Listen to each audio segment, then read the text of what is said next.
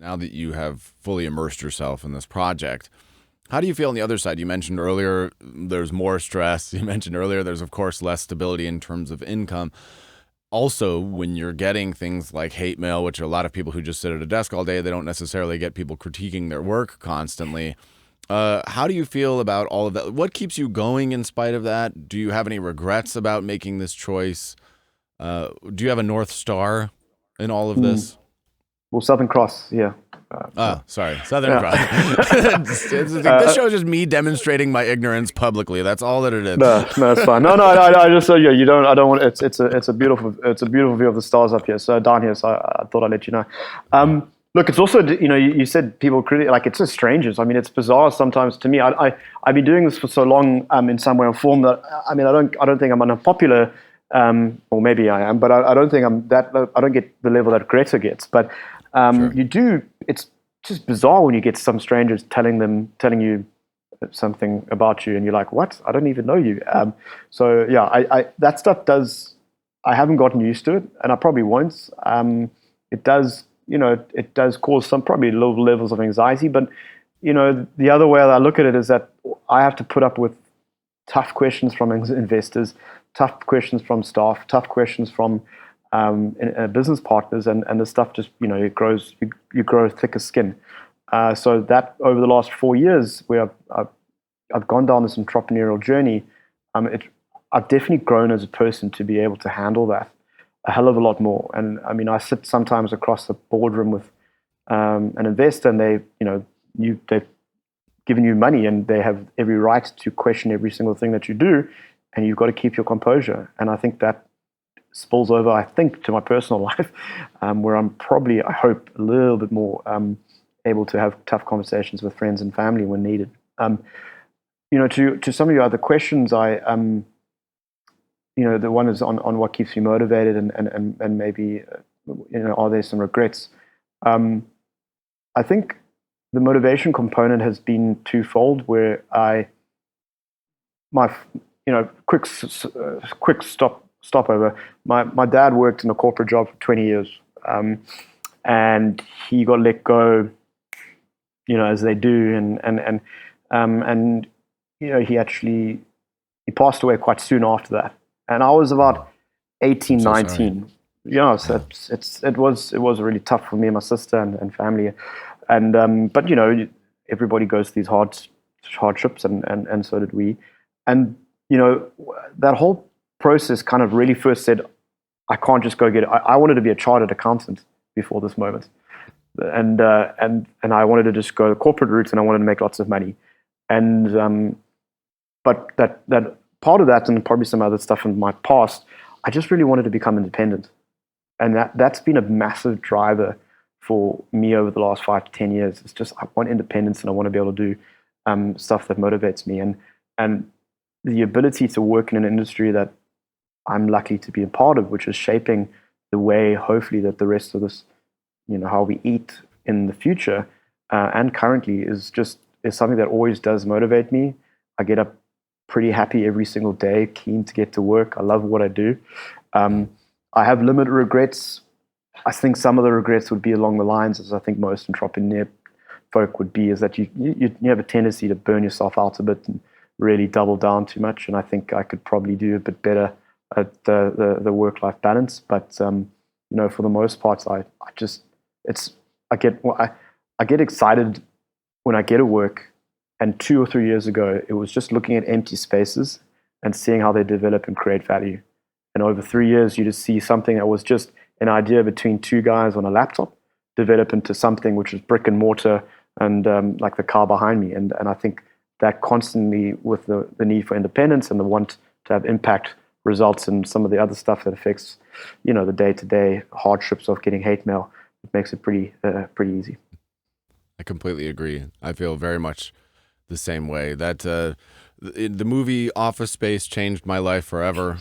Independence is something that matters to me an incredible deal, and I've fought so hard the last 10 years of my life to achieve it, and building my own agency, and to do things on your terms, because I just can't. as hard as this is, and it is hard. The stress is very high. The uncertainty is very high. All of that is very, very true, especially when you do the work that I do, like client work, and you have multiple clients having meltdowns at the same time. And it can be incredibly overwhelming. But when I think about the alternative, that is still worse to me. It's still worse to me to think about doing the alternative. So I have to try to remind myself, and I think we all do, that, oh yeah, there's a reason that you did this. It's not, the sane part of your brain chose this path for a reason, and that reason would be apparent if you had to go back for one day to do the other line of work that you left behind. I bet if you did one 8-hour shift, you'd probably be pretty sure that you're on the right path. No. Just a prediction. But I maybe just, I mean, I know we're coming close to but I'm curious to sort of hear your, just quickly, I mean, your, like, the pushbacks are sort of some of the things the trials that you've gone through and what keeps you going. I mean, I started, just as a quick segue or side note, I started, my first attempt was a nonprofit, which is actually still going. I've got a really talented bunch of people that are running this impactful organization that does animal advocacy in Africa, and I'm very proud of what they do. And then after that, I tried my hand at starting a marketing agency, and that is the most stressed I've ever been in my entire life. That's what I'm doing. Okay, that's me right now. Yeah. Okay. So I was like, it's time in, time out. You hire people, you get 6 clients, you lose a client, and you lose it, and then you. Right. And that's the first time. And then I want to hear I'd love to hear your thoughts on this. But that was the first time when I woke up in the middle of the night, and I like deep breaths. So I was like, I haven't done that thing, or this and that, or I have to pay such and such, and I don't think I can do it. So I experience that on a daily basis. I also woke up 2 hours before my alarm clock this morning because there are so many things that have to get done. That is very hard. And to be honest, I don't know what my full form is of my evolution, but I'll tell you how I got here. So I traveled a lot. As I told you, I went abroad. I lived in Europe for many years, and then I moved here to LA. So I literally gave up all of my possessions at 2 times in my life. I was down to 2 suitcases at 2 times in my life. When I went to Europe, I had absolutely nothing. And when I came back to LA, which is 2015, a relatively short while ago, I also had absolutely nothing. Nothing at all. 2 suitcases, 2 cats, and my wife. And that's it. And I have learned, and I had a great job in the Netherlands. I was in the music industry for a long time. I was a DJ. I really love the music. I love music. I hate the music industry. I can say that very confidently. If ever you're not going to get paid for months or years on end, it's in the music industry. They just have a habit of just not paying people for things, which is a very nasty piece of that business. But I knew that because, again, I have an international relationship, an international marriage, I knew that location stability, some people, they just buy a house, they plant roots, and that's the end of it. I knew that was never going to be my life. I knew that was going to be impossible for me. So I knew that I had to be location independent. That was the beginning of my thought process. I had to be able to earn my living with only my computer from wherever I was. This is, 10 years ago that I started realizing that and building my own company.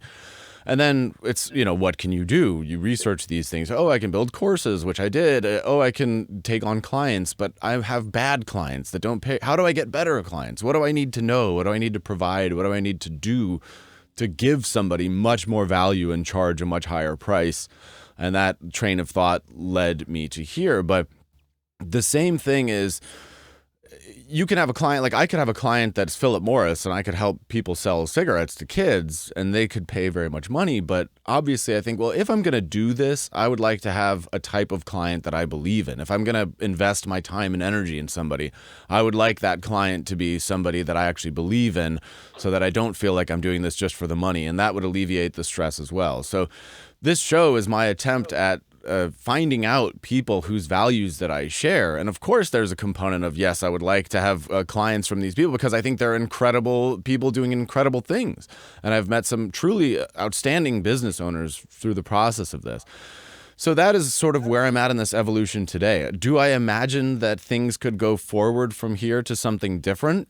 Absolutely. It's always in the back of my mind that you could take these skills and think, okay, instead of doing all of this for all of these people, I could put all of my energy and team on one mission that's my mission and go the entrepreneurial route that you're going, where it's like I'm going to build a product or something like that, or And it's always in the back of my mind, but I just haven't yet had that idea that I feel like I could go in on. And I've heard people on both sides of that equation. Some people say, oh, the service business is better because it's more stable and you can have more clients and you're not tied to it. And of course, in the last couple of years, witnessing the difficulties that my clients have gone through in COVID and all of that stuff has really underscored that it can be tough on both sides, depending on what kind of business you're in.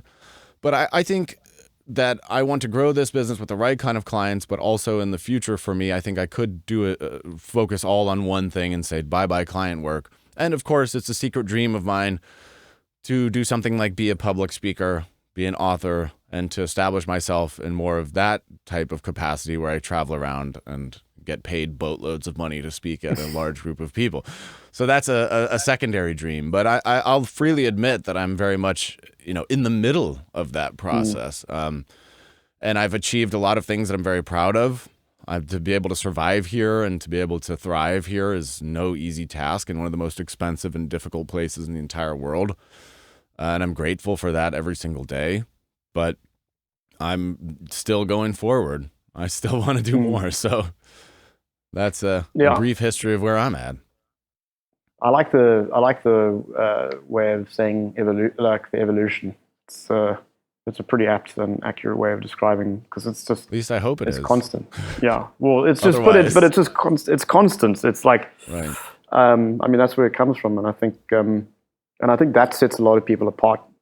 People that are able to say, I'm constantly okay with that, and I'm going to evolve, and I'm going to keep moving and progress and different things up. And I also think there's a lot of people that would think, my lifestyle is insane and your lifestyle is crazy, because like they want consistency and Yes. to be able to understand things. And I think that's, neither of them are really correct, besides for what's correct for each person. So, but it is tough. But yeah, I think I've done a lot of the public speaking stuff as well, and I didn't get paid. Every now and then I get like a decent gig, but that's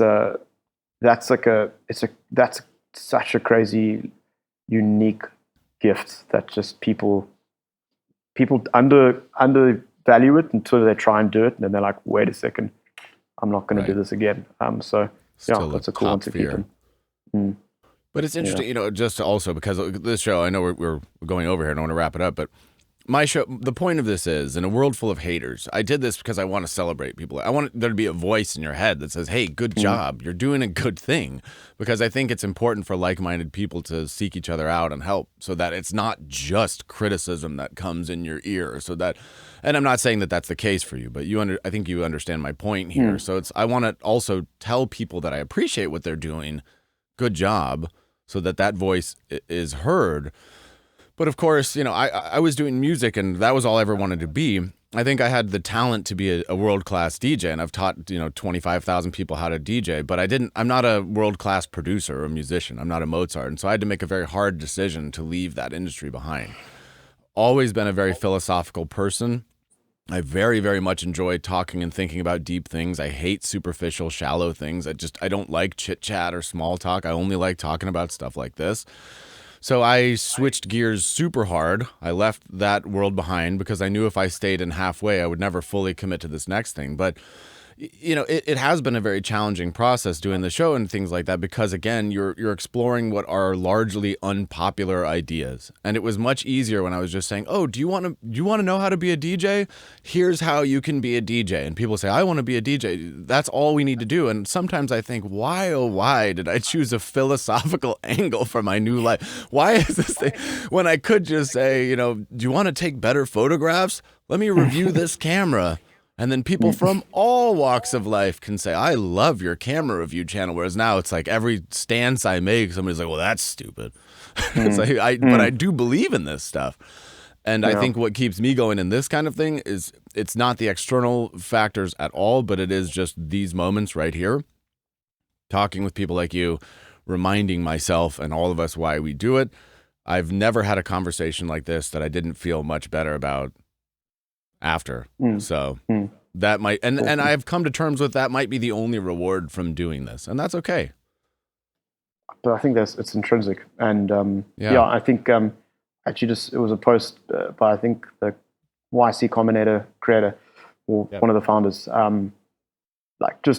I can't note verbatim, but he was just saying along the lines of that founders need to look at the positives in their lives, because in spite of the fact that, particularly at the moment now, fundraising so being difficult and everybody running for the hills, but still so many good things that you can you can pluck out that would be overvalued, or actually rather, humans are just hardwired to rather look at the negative. It was important for our evolution, but now it's maybe not as much. We've got to work out how to look at the good stuff and really value it. And you're touching on a couple of points with having somebody externally like yourself to come in and say oh, this is awesome, because you do get it, but you don't just don't listen unless you it's don't internalize it. Yeah, you don't internalize it. it's the one YouTube comment that you'll lose sleep over, but. Yeah.